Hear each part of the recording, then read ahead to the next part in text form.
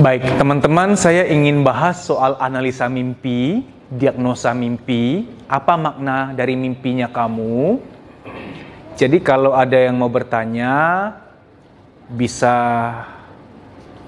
maju ke depan di sini. Ini mohon izin saya YouTube-kan, hanya bagi yang mau aja. Kamu tanya tentang mimpi kamu dan apa maknanya, ya.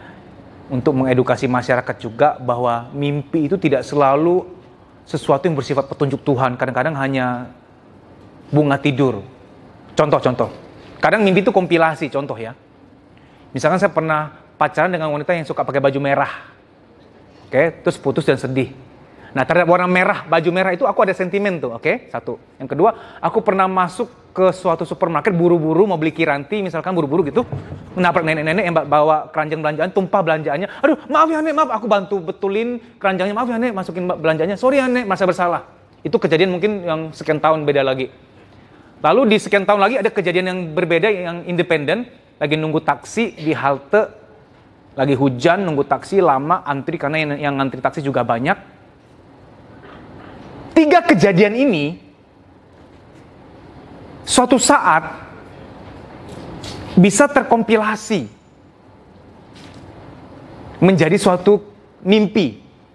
Bisa aja saya mimpi suatu saat, mimpi seorang nenek-nenek pakai baju merah keluar dari taksi. Apakah artinya gua harus cari tuh nenek sampai dapet? Gua sampai dikasih mimpi begini berarti emang jodoh sama tuh nenek. Harus sampai ketemu. Nek, di mana kau, Nek?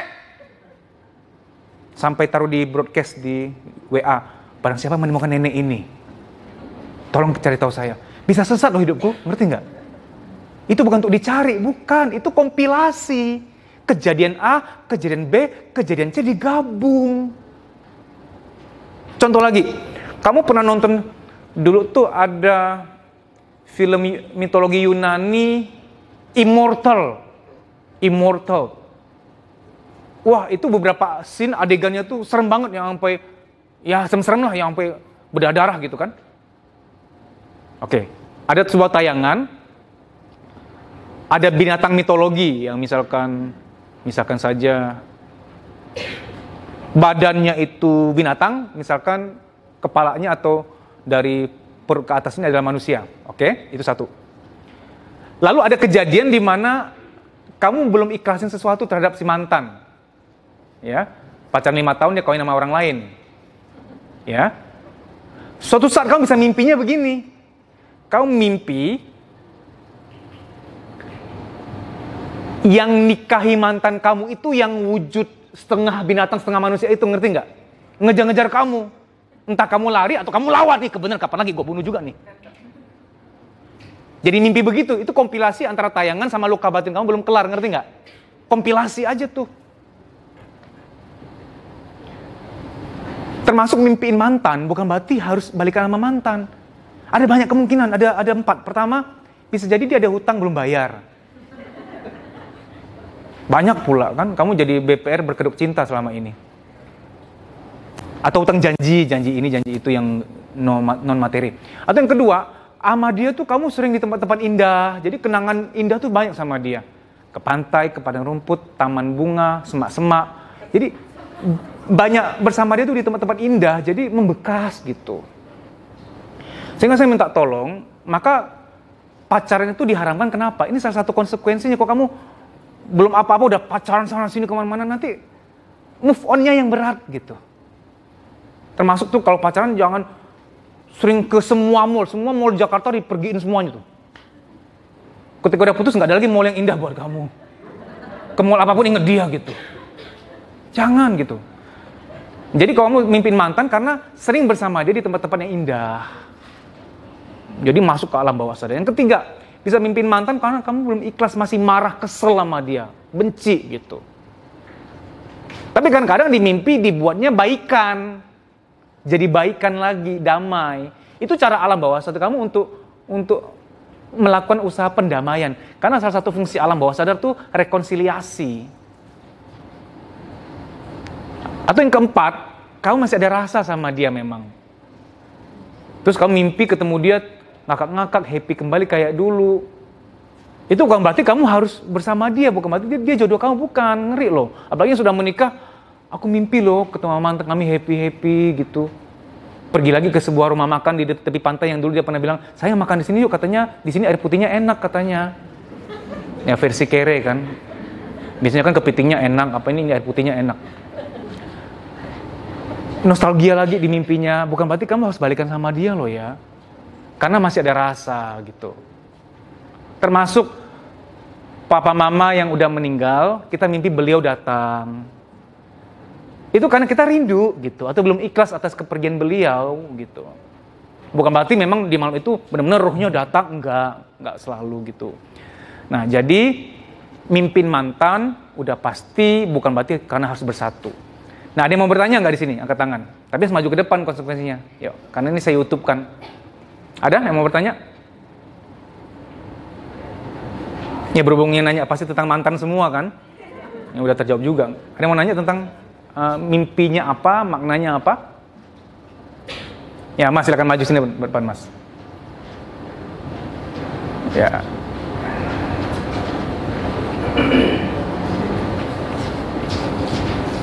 Ya. Mas siapa namanya? Sebelum Manulang. Siap. Mas Sebul silakan ditanyakan apa yang ingin dimaknai mimpinya. Panggil apa ya? Panggilnya Mas aja. Mas, saya mau bertanya. Kebetulan saya bukan sering sih ya, bermimpi dapat duit. Nah, dan setelah saya mimpi dapat duit itu, saya langsung, oh pasti ini saya akan sakit. Karena setiap saya mimpi dapat duit itu, 1 hari 2 hari kemudian pasti akan saya sakit. Seperti itu. Ya, itu cuma sugesti aja sebenarnya, karena kita mengkait-kaitkan itu doktrin. Lihat ya, setelah ini nggak akan terjadi. Kamu pejamkan mata. Mulai sekarang setiap kali kamu mimpi dapat duit, beneran terjadi, rezeki kamu emang nambah. Amin. Dengar lagi ya, pejam mata. Mulai sekarang setiap kali kamu mimpi dapat duit, emang beneran terjadi, rezeki kamu emang nambah. Amin. Saya sugestiin balik. Ya, insya Allah nggak akan terjadi lagi seperti yang pola pertama. Itu cuma sugesti aja sebenarnya ya. Kita menjiwai apa akan kejadian, bener nggak? Contoh, pernah mimpi sakit, lalu sakit beneran, oh berarti kalau mimpi sakit akan sakit. Udah ngomong, tersugesti kita. Kalau kita nggak ngomong, mungkin nggak akan tertanam. Makanya mimpi apapun jangan diumbar, ngerti nggak? Jangan disebut-sebut, buset tau nggak gue mimpi ini. Gagal kamu ngomong lah, terjiwai dan kejadian. Nah, jadi mimpi apa akan kejadian apa itu kalau sampai terjadi itu pola yang kita sugestikan ke diri kita sendiri. Gitu Mas ya? Ya baik. Ada lagi mau bertanya? Ya, Mas silakan, mohon izin maju ke depan.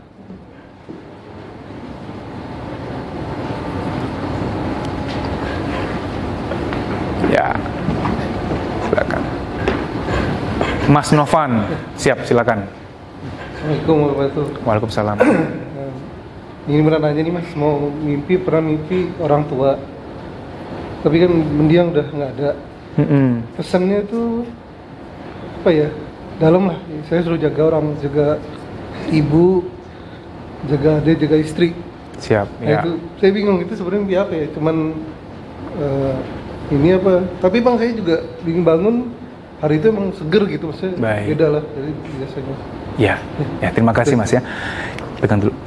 Jadi kalau kita mimpi orang tua yang sudah meninggal datang dan titip pesan, beri amanah untuk jaga keluarga. Ya, kemungkinan pertama memang beliau memang tipenya begitu. Waktu masih hidup memang suka memberikan nasihat, wejangan. Sehingga waktu kita rindu sama beliau, alam bawah sadar tahu kita rindu, waktu malam dikonstruksi bahwa beliau datang, seperti gayanya beliau kayak biasa, memberikan wejangan, nasihat gitu. Nah, atau bisa jadi memang ini petunjuk dari Tuhan. Memang Tuhan tanda petik mengirim beliau ke mimpimu untuk memberi kewejangan akan sesuatu, untuk mencegah sesuatu gitu loh. Tapi biasanya kalau mimpi orang tua datang dan ngobrol sama kita, lebih kepada rasa rindu kita kepada beliau. Kita kangen sama beliau. Kangennya kita pada seseorang membuat beliau datang di mimpi kita. Alam bawah sadar yang menghadirkan, ya. Baik. Pak, ke layar yang gelap Pak, bisa nggak Pak? Layar yang gelap. Ada lagi yang mau bertanya? Silakan maju ya.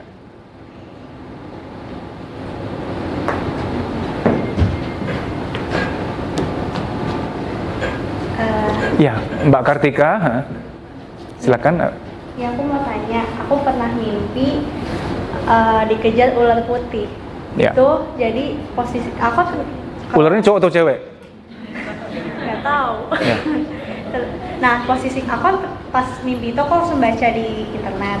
Katanya tuh aku kayak menyanyiakan orang yang udah ngejar aku lama gitu. Emang posisinya ada, cuman pas aku lihat ularnya tuh akhirnya mati. Aku jadi nggak ngerti aku tuh salah atau enggak di situ. Gitu. Ya, Itu ya. artinya apa? Itu aku cuma bukan tidur doang. Ya. Mimpi dikejar ular atau anjing atau apapun itu kiasan, metafor dari ketakutan kita akan sesuatu. Di masa lalu kita pernah melakukan kesalahan, gua salah tuh sebenarnya, cuma orang nggak tahu gua yang melakukan itu. Jadi kita dikejar oleh rasa bersalah kita, atau ada orang pernah teror kita, atau ada orang yang pernah marah-marah ke kita belum kelar. Jadi ular lebih kepada ketakutan, kecemasan kita atau rasa bersalah kita. Jadi mengenai bahwa itu berarti pernah nolak seseorang ya. Saya belum pelajari sih itu sih, bukan soal itu sih. Lalu ularnya mati, ya syukurlah dimatiin kan. Terus habis itu masih mimpi lagi. Enggak. Oh, ya udah syukur kan mati, kok kan mimpi terus tuh jadinya. Sama mau nanya satu lagi mas, kalau misalnya kita mimpi nih, terus kita bisa lanjutin mimpinya pas sudah bangun, ini udah bangun nih, terus kita lanjutin mimpinya dan itu mimpinya kejadian, itu mimpi beneran atau kita buat-buat sendiri? Nggak, saya harus tahu itu skenarionya apa. Boleh tahu nggak skrip atau skenarionya atau apa yang kamu mimpikan waktu itu? Waktu itu aku mimpi kayak, jadi aku kayak mau dibunuh orang gitu, nah terus aku kayak penasaran kelanjutannya aku mati atau enggak, jadi aku lanjutin sendiri. Terus kamu yang matiin dia? Nggak? Oh. Finalnya kamu kan lanjutin mimpinya. Apa yang terjadi finalnya? Finalnya itu aku selamat. Kamu selamat, dianya? Nggak tahu man. Oh, oke. Iya, gini. Kita setelah mimpi buruk, biasanya pas bangun kan kepikiran, duh kenapa mimpi gitu ya? Nah, kenapa gua mimpi gitu ya? Aduh gimana ya? Aduh, gua nggak mau begitu, gua nggak mau tuh gitu. Nah, gua nggak mau itu didengar oleh alam bawah sadar sehingga di malam berikutnya dia mengkonstruksi supaya menjadi yang baik gitu loh. Jadi mimpi kamu tanya kenapa ya kok aku mimpi gitu? Biasanya akan berseri lagi karena dilanjutkan oleh alam bawah sadar. Oke, ya. Ada lagi yang mau bertanya? Silakan Mbak.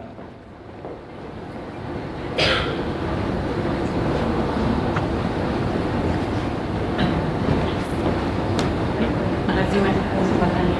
Saya tuh waktu kecil sering banget mimpi jatuh dari ketinggian, terus langsung bangun gitu. Nah beberapa pas udah besar agak berkurang.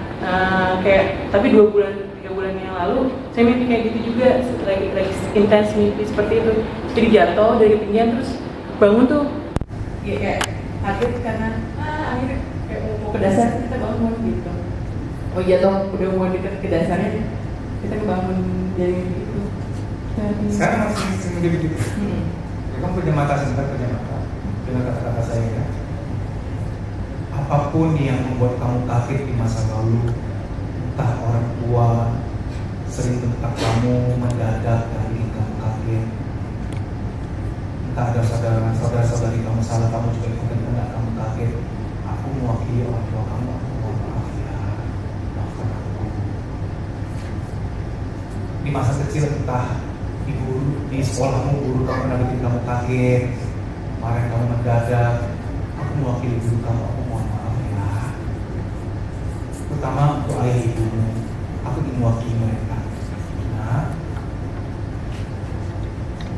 kami mungkin sering bikin kamu kaget, tiba-tiba marah, tiba-tiba bentak, kamu gak salah juga kami marahin.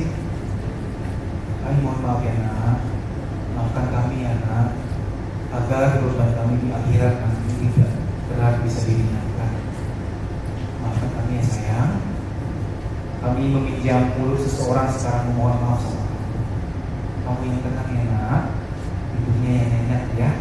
Mulai sekarang ya nak, kami sayang kamu. Doa restu kami untuk kamu. Seseorang bantu saya peluk dia gitu, boleh peluk dia sebentar, kasih boleh pelukan sebentar.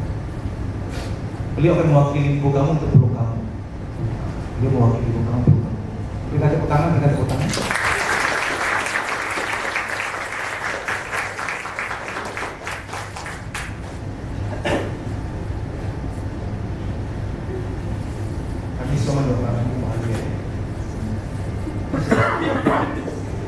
pengen ngobrol lagi kayak. Ada yang mau tanya lagi, silakan. 2 orang penanya lagi. Ya, jadi kalau mimpi sering kaget jatuh tuh karena waktu kecil sering dikagetin. Karena mimpi itu metaforal, kiasan.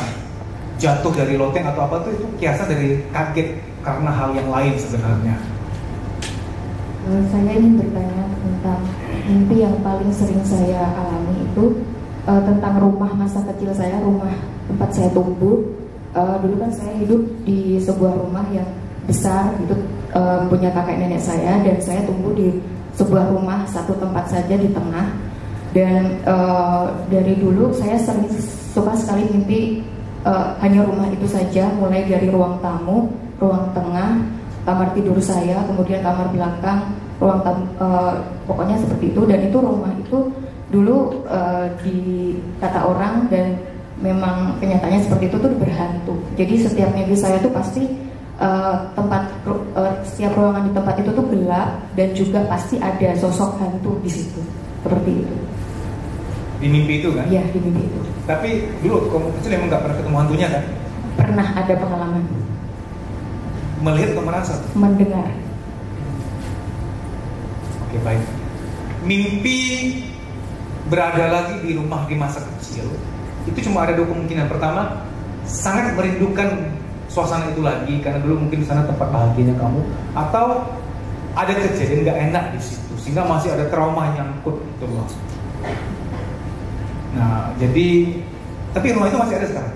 Masih ada, tapi sudah kosong, tidak ada penghuninya dan tidak terawat lagi. Ini supaya nggak mimpi begitu lagi, kamu datang bersih-bersihin, tapi dengan rasa syukur. Alhamdulillah aku bisa datang, bisa bersih-bersihin. Itu untuk menetralisir citra traumatik tentang rumah itu. Karena tadi bicara soal hantu, soal mungkin kesannya agak nggak enak. Datang lagi, tapi dengan jiwa ingin melayani, pengen bersih-bersih, supaya rumah ini rapi. Walaupun memang akan melelahkan, tapi itu memperbaiki persepsi bawah sadar kamu terhadap rumah itu. Dicoba ya.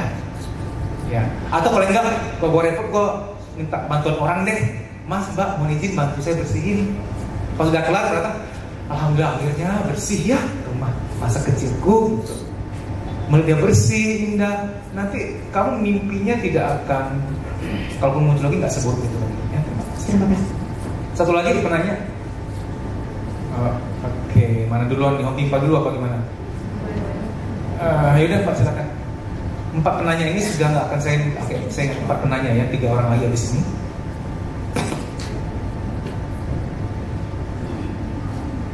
Mbak Lia. 2 bulan sebelum ini saya sering mimpi. Mimpinya itu udah meninggal. Mimpi kamu meninggal. Ya. Mimpi kamu keluar dari badan melalui diri kamu sendiri nggak? Mimpi saya. Kamu mimpi kamu meninggal kan? Iya. Tapi sampai yang kamu keluar, roh kamu melihat badan kamu nggak? Lagi dimandiin. Terus ada siapa di situ? Lagi dimandiin? Ibu saya. Ibumu. Oke. Lalu itu aja. Oke. Pertama, kita maknai, kita baik sangka saja. Itu petunjuk dari Allah supaya kita jaga-jaga, banyak beribadah, banyak bersyukur, banyak berbuat baik. Karena sekarang banyak orang hidup tuh lupa bahwa mati itu ada, ya kan? Wah, mau seenaknya dia aja gitu.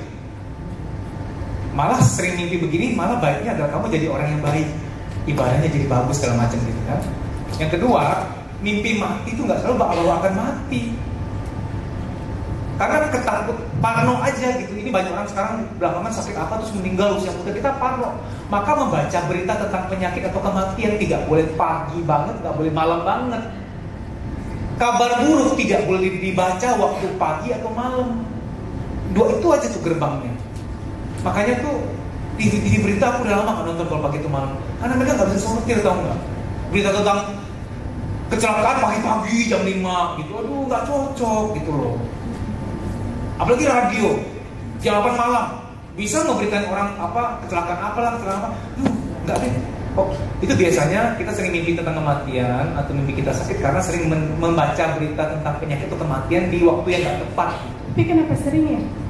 Oke, gini, kamu pejamkan mata ya.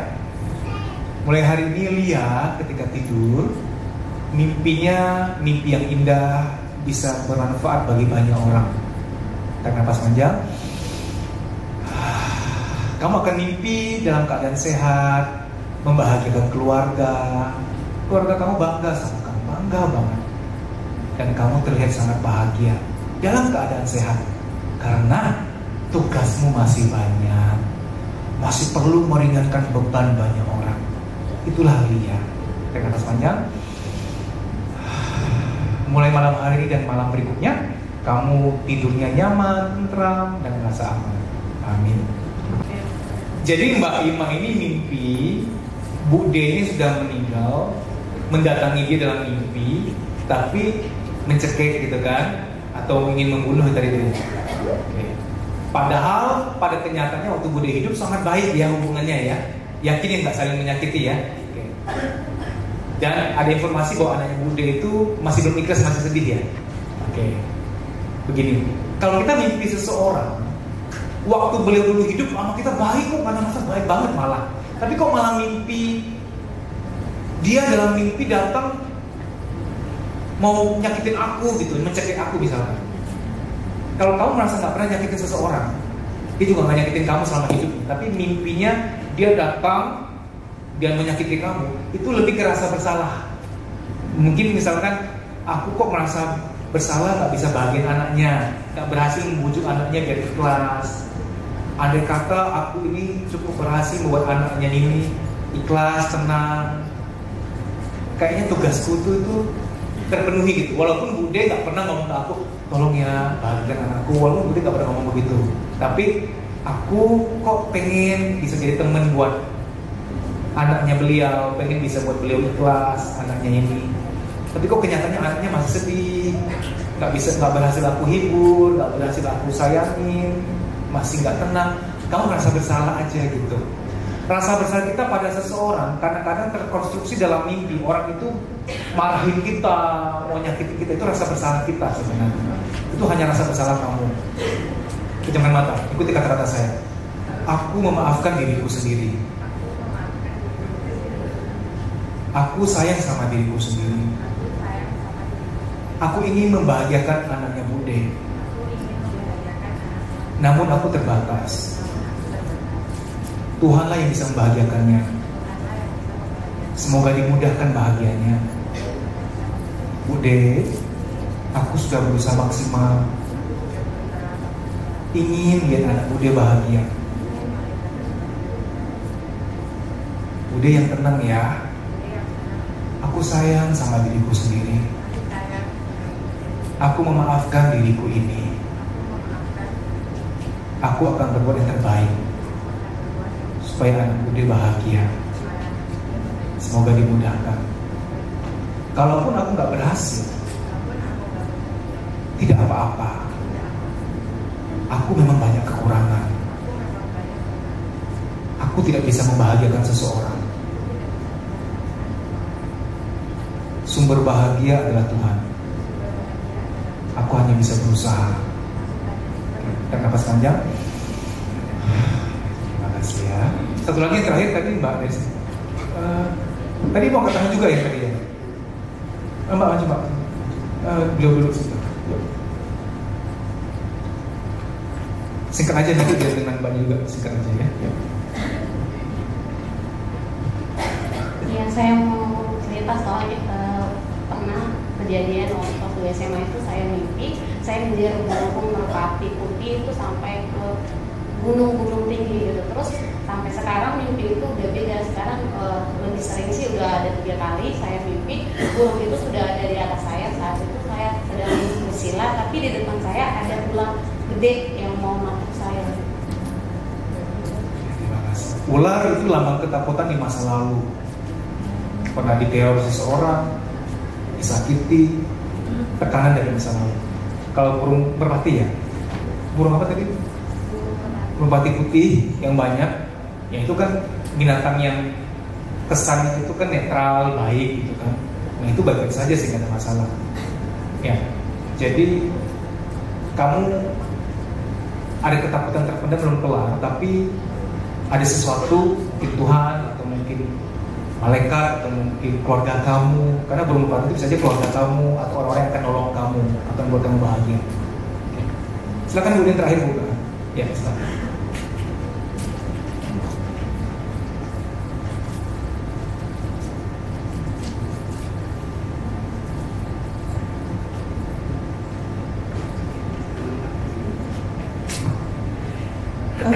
saya itu selalu seperti bercerita, dan sampai bangun bisa kebawa perasaan.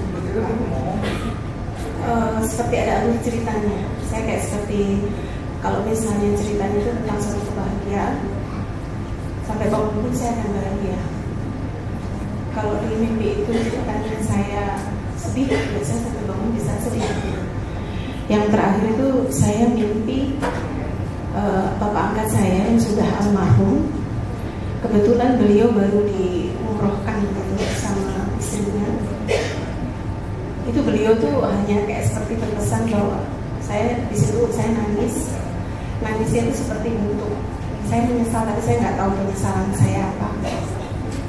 Tapi bukan mimpi itu selalu bercerita. Iya. Jadi ada kayak misalnya kayak proses perjalanan saya dari sini, saya sampai ke sana, sampai ke tempat bapak angkat saya itu di Jawa Timur gitu. Jadi terus ketemu dengan beliau, terus detail gitu, selalu seperti itu. Bisa kontrol nggak? Kontrol maksudnya? Bisa kendali nggak? Pernah merasa bisa kontrol mimpi? Karena ada orang yang ketika dalam mimpi itu bisa memilih mau apa atau itu yang sudah enggak. Jadi seperti mengalir aja. Jadi bahkan kadang-kadang saya beberapa kali mengalami kayak dejavu gitu. Kayak misalnya saya lagi pergi sama teman saya di satu tempat.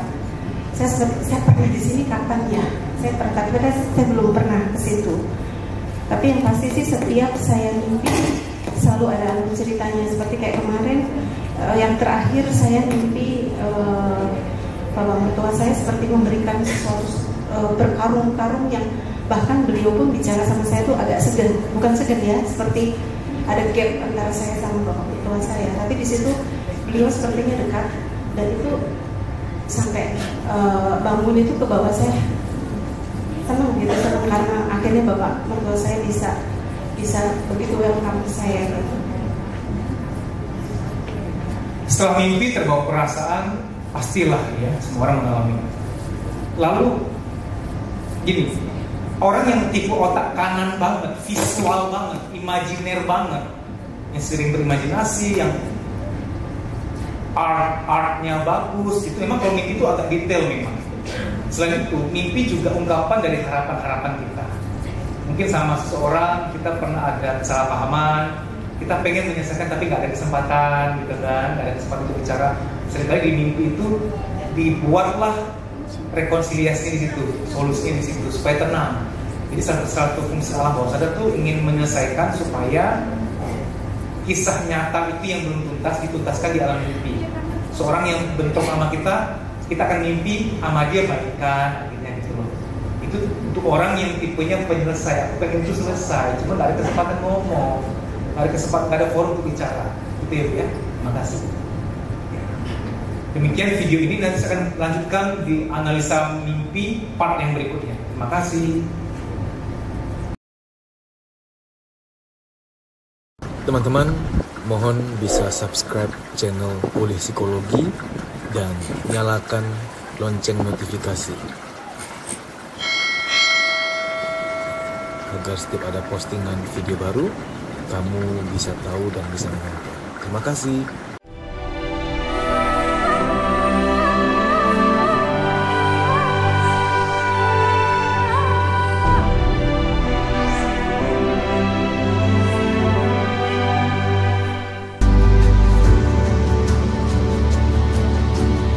Training yang diberikan benar-benar berbeda, full dengan pendekatan terapi psikologis. Dedi Susanto sangat meyakini bahwa di saat seperti ini, motivasi saja tidak cukup, sangat membutuhkan terapi psikologis. Orang yang banyak beban kehidupan dan yang menyimpan banyak kesedihan terpendam dari masa kecil tidak akan mengalami perubahan apa-apa apabila hanya dimotivasi saja. Sangat memerlukan terapi psikologis. Terapi psikologis akan membawa perubahan yang sangat luar biasa. Sehingga basic dari training yang Dedi Susanto sering selenggarakan selalu dipenuhi dengan terapi-terapi psikologis yang melegakan batin. Batin yang lega akan berdampak sangat positif pada kebahagiaan, kesehatan, dan rezeki.